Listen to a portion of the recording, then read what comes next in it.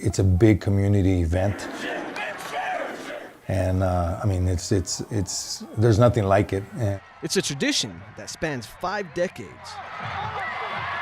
Las Cruces High versus Mayfield at Aggie Memorial Stadium.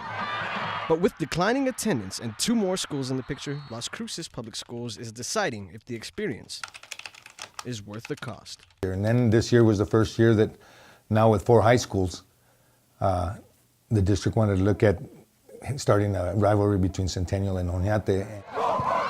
So they also booked the Knights and the Hawks at Aggie Memorial Stadium. That game, the day before Las Cruces and Mayfield.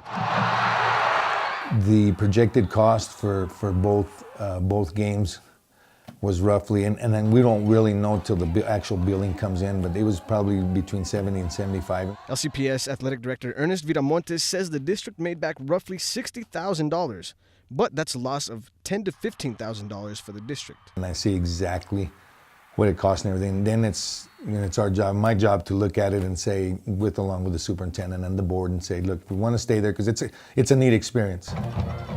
But on the financial side of it, you got to look on that side of it. He says one factor they must consider is security and safety. The biggest expense for us is the police. But Viramontes admits there will be other factors in his decision. I know the financial part is huge. It's always when you look at the business side of it is the financial. But for me, I've always been about what we do best for kids.